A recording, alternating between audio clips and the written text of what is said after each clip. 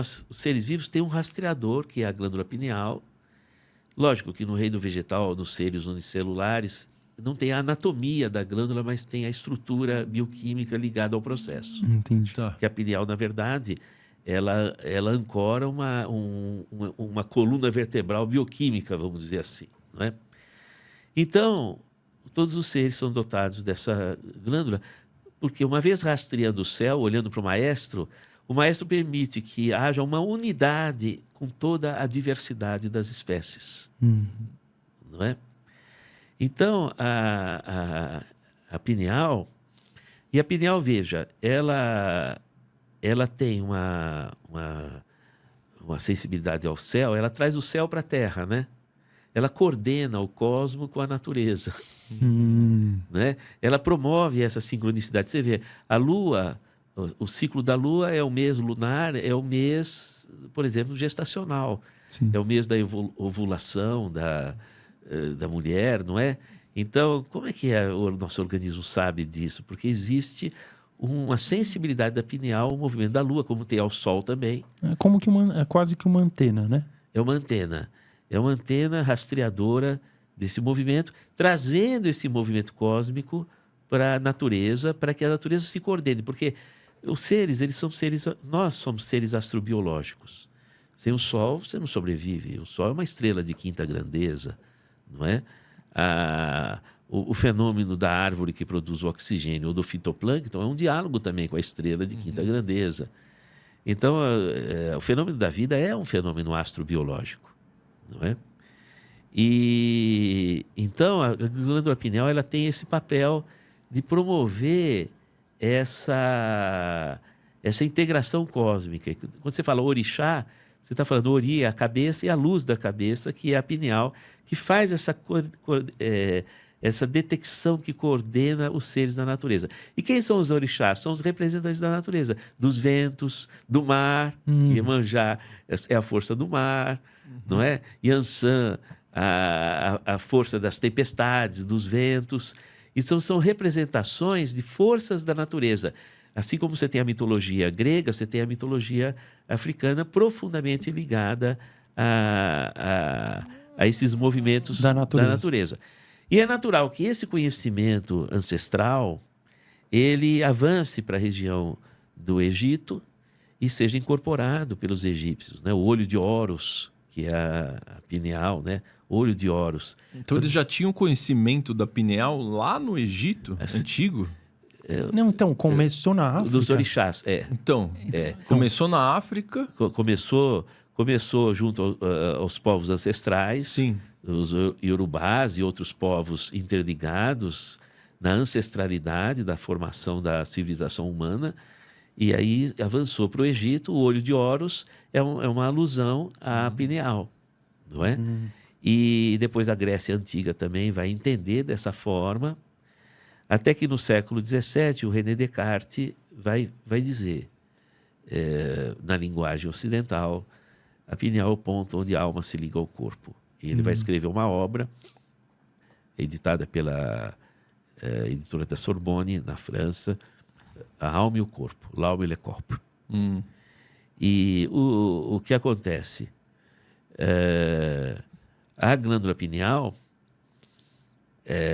portanto, vem desde a ancestralidade sendo entendida. Eu não falei nem da evolução do povo hindu, que também traz esses mesmos alicerces. Então, quando foi no século XIX, você vai ter uma retomada desses conhecimentos orientais, não é? E dá para entender porque o Carlo Collodi, ele chama a atenção dele, um italiano que viveu na época do Ernesto Bosano, do Allan Kardec, da Blavatsky. Nossa, imagina. Que viveu... Blavatsky mais posteriormente, mas já vinha trazendo... ela não tirou conhecimento do nada, já vinha de uma herança, né? Estava em ebulição, Ebulição, né? E você veja que interessante, né? O nariz, que é o órgão mais expressivo do Pinóquio, o nariz, se você tirar o nariz, você vai ver uma estrutura muito curiosa, que é chamada crista galli. Essa crista galli é por onde o cérebro sai da cabeça.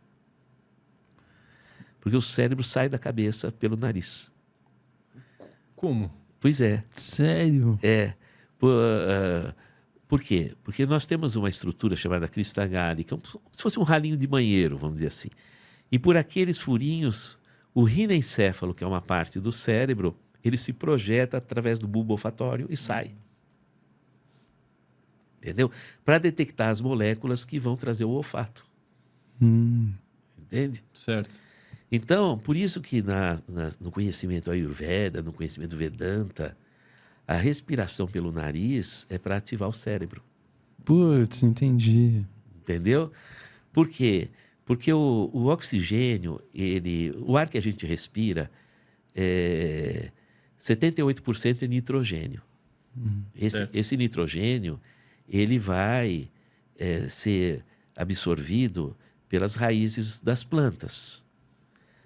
Mais particularmente pelas bactérias fixadoras de nitrogênio, para que as plantas possam fazer proteína. Não é? Por isso que você precisa afofar o solo para plantar alguma coisa. Ou por isso que se acabarem as minhocas, acaba tudo. Porque elas permitem que o ar entre dentro do solo para que as bactérias fixadoras de nitrogênio tragam para a raiz o nitrogênio, que é a base da formação dos aminoácidos, formação das proteínas. E 21% desse ar é o que nós utilizamos, não é? Agora, o nitrogênio, ele não é magnético. O oxigênio é magnético. Se você solidificar o oxigênio, se você solidificar ele se torna como um ímã. Caramba. Não é? Ele é uma estrutura magnética, o oxigênio. Então, quando você pensa que você respira, você não respira somente o oxigênio que vai ser utilizado na hematose respiratória. Você respira um magnetismo imantado nesse oxigênio que os hindus vão chamar de prana.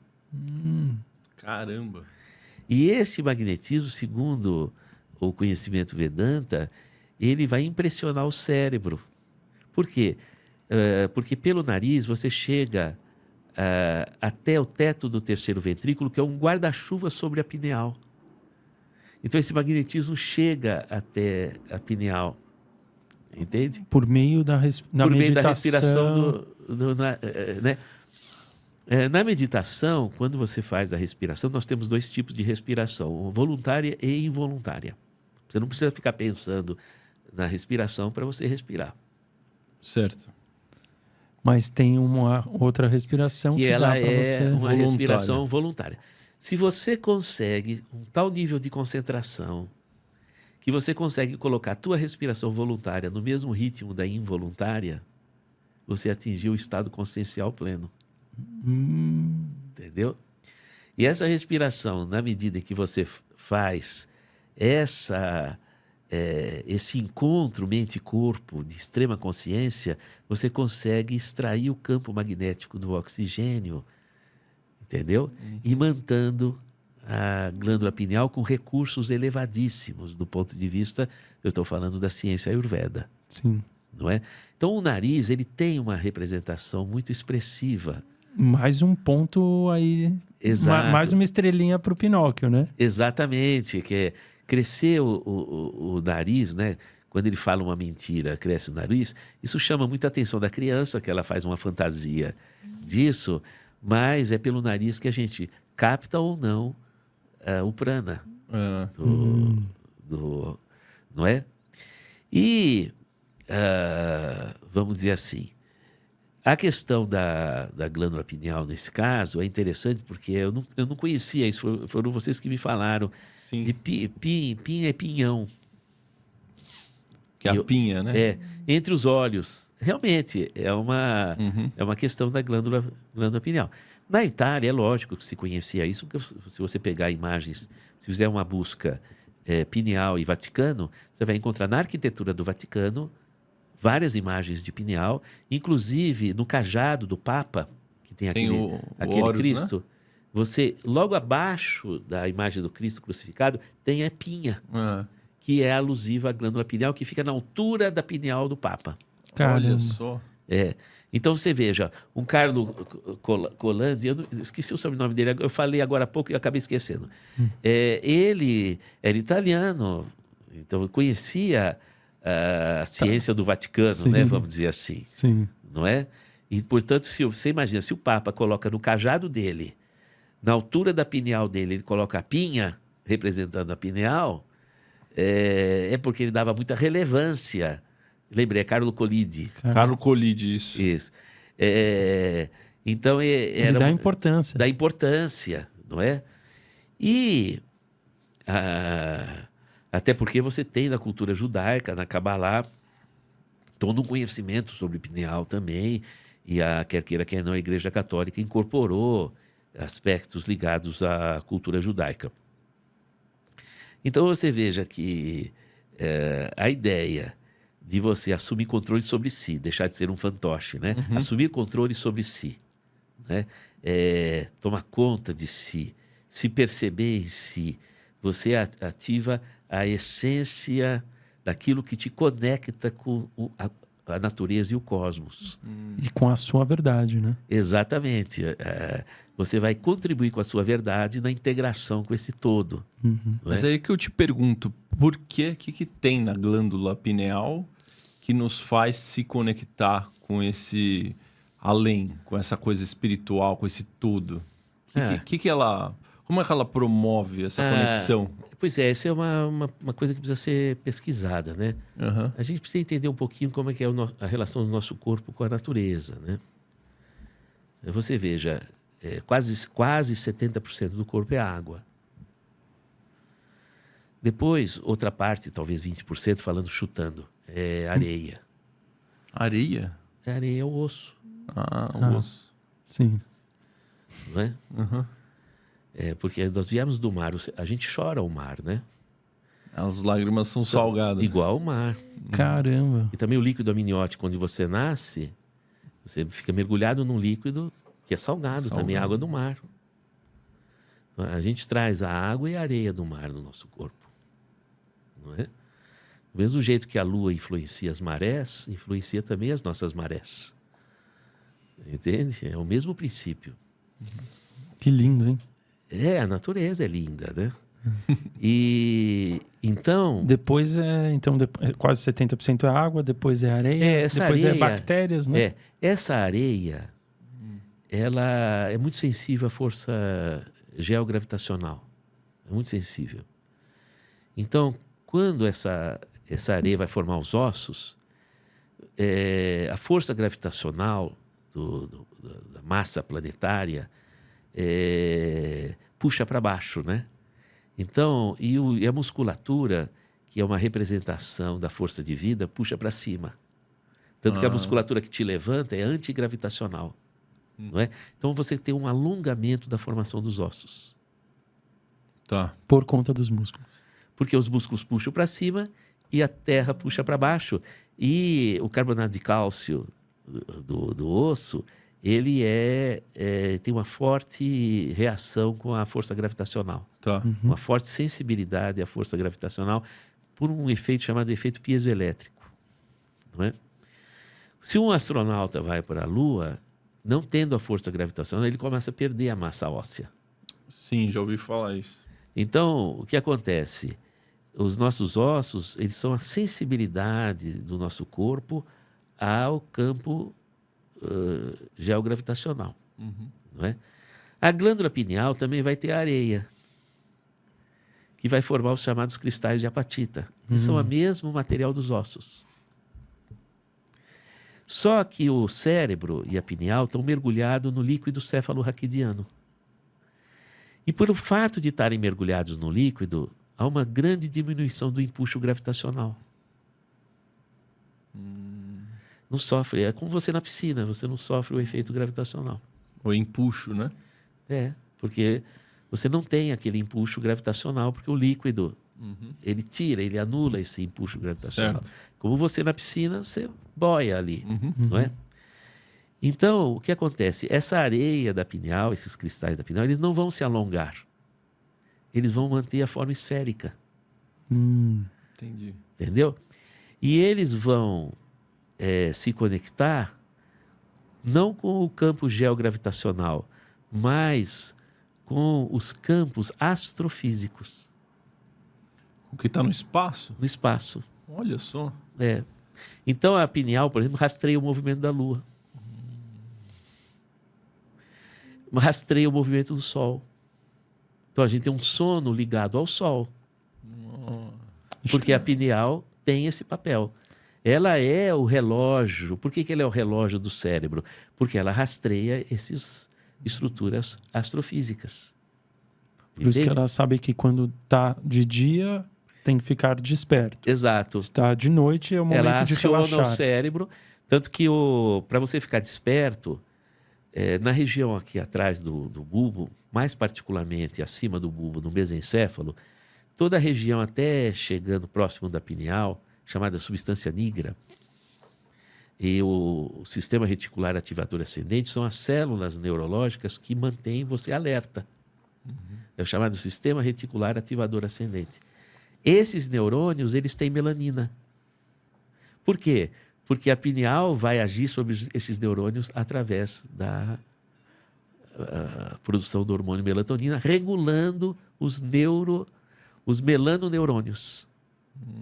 Mesmo que a gente não estiver exposto à luz solar, ela consegue perceber quando está de noite?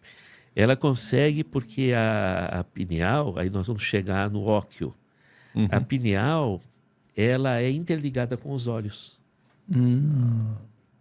Por isso que é o terceiro olho. Exatamente, porque ela é formada na mesma região. Muita gente tem até cisto de pineal, que era um olho frustro que ia se formar. Entendeu? Um erro embrionário. Onde ela está localizada nesse... Olhando o rosto. Ela realmente está no meio, igual as pessoas falam? Entre os olhos, na indo para o meio do sobrancelha cérebro. aqui? Tá. Indo para o meio do cérebro, como se fosse possível furar com o seu dedo, chegando no meio do cérebro. Exatamente ao centro de massa do cérebro. Bem no meio. Tá. Agora, nos animais de cabeça translúcida, como é, por exemplo, um camundongo, como é um lagarto, elas têm retina. Ah, é?